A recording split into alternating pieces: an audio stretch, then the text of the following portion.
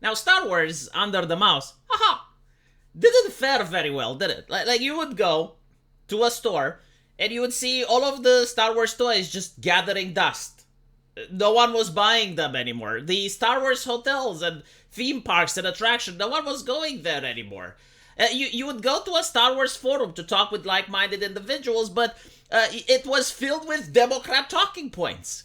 It's like Nancy Pelosi all of a sudden got involved into Star Wars and she was shepherding the people.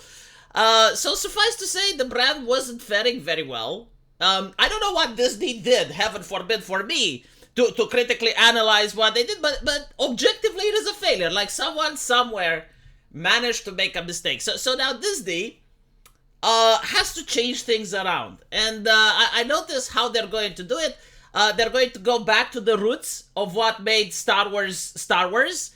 And apparently that is homosexuality, lesbianism, bisexuality, transgenderism, right? Like these are the things that made my parents enjoy the franchise. And I assume that these are the things that are going to get the toys to be sold in the future. And of course, it's going to have me in the cinema as well. I mean, how can I miss a story about lesbianism and homosexuality and transgenderism and queerness coming from the United States of America? Like this is the best product that the U.S. is currently giving to the world, right? I like the Chinese or the evil Russians that do not know how to provide with such an amazing culture. So let's see the interview. When I saw Frozen as a grown ass woman, I cried through the entire movie. I pissed my eyes as well. I mean, it was such an emotional thing, like going to the cinema as I was a grown ass man, but like seeing Frozen, oh my god, like it moved, it spoke to me. It was so interesting. There was just something about the relationship between the sisters, the like de-villainization of the classic kind of fairy tale. Yeah, like who likes fairy tale? Do you like fairy tale? I hate fairy tale. They're disgusting, aren't they? It's like all of this a thing between a man and a woman, and they find true love and they live happily ever after. Who can like such a vile, disgusting thing? Like we should tell new stories. We should enrich the audience with new things. It's like these old stories, they also remind me of my grandfather, like when I was a kid and he was reading them to me. Who likes that stinky old man anyway? He represents the patriarchy, right? I am glad that Disney actually managed to create something new with Frozen. Bad guy, the concept of true love being between two sisters. Yeah, I mean, that is the only true love that exists on the face of the earth. That is one more type of love, though, and hopefully Disney can represent that in a future film.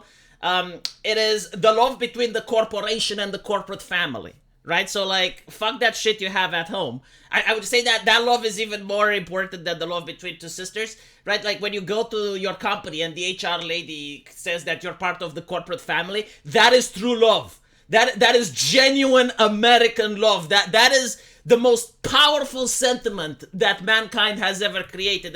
And hopefully, we can see in Frozen 3, or in the Frozen remake, better yet, Frozen live adaptation, right? Because Disney does that. Like, we need to see a Frozen live adaptation. Where the love isn't between two sisters, but it is between Elsa and her co-workers at the company and the HR lady, watching over them and making sure that they live in a space filled with fairness, equity, right? That is something that I want to see. And when I see it, I will cry even harder. And not a heterosexual relationship. Like, it just... Yeah, I mean, all these heterosexual relationships, they're so overrated, aren't they? The audience just doesn't relate with them anymore. Like, we now have the modern audience, which is like the audience plus, and they just don't understand, like, heterosexual, like that's what our parents used to do, but our parents are outdated, bigoted.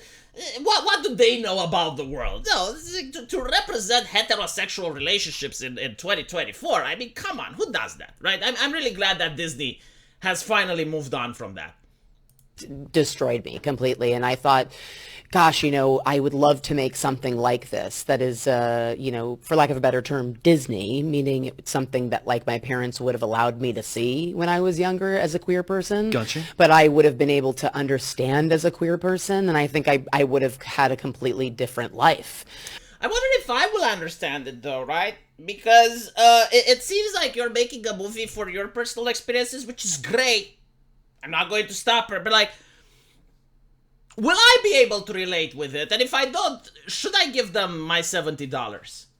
See, I'm in a predicament now. Like, what is it's a movie that I just don't understand, that I just can't relate to?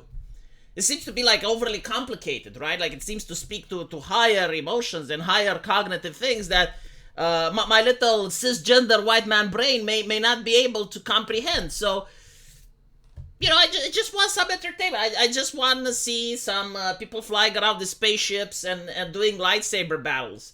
But this one seems like way too philosophical. It seems really heavy. Really heavy is the way to put it. And, I already have a lot of heavy stuff happening in my life. Having a son coming up and having to pay the bill. A lot of heavy stuff. And I just don't think I can burden myself with another very deep philosophical movie. And so I really was inspired by it and was like, God, I would love to make a story like this. And so when I was developing this original idea to pitch to Kathleen, I thought, well, it can't just be that, when you're pitching Star Wars, you have to pull from what, George was also interested in. Like, it can't just be like, well, I'm referencing, especially if you're going to... Why didn't they just hire George? I'm just curious, like asking. Like, why not just hire George at this point? Does he not want to work? Did they offer him a deal? No, seriously, I don't know. But it would be such a radical concept, wouldn't it? It would actually subvert my expectations.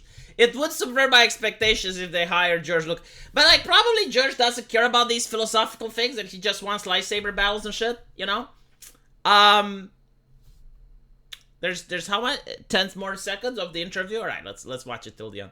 To set something, during the High Republic or end of High Republic into prequels, you don't have the Skywalker saga. Like, you can't reference a character that was created by George and or Filoni. Like, you have to create your own new character.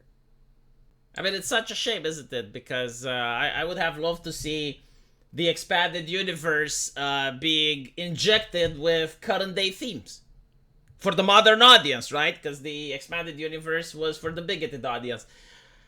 Yeah, I don't know if I can see it. It sounds too philosophical, too heavy. I already cried a lot at Frozen. I don't want to cry some more. I was emotionally devastated after seeing Frozen, so I don't know if I can go through that again. But hey, in the future, if they just make Star Wars where you have the Jedis running around and people are fighting blasters at them and the Jedis deflect them and it looks fucking cool and epic... and the themes aren't so heavy, then maybe I would go see it. But until then, this is not for me, obviously. Maybe it's for you guys. Hopefully, if you guys enjoy something enriching, deep, and philosophical, then this may be something you're into. And do let me know what you think if you actually went to see it. I'll see you guys in the comment section. Take care.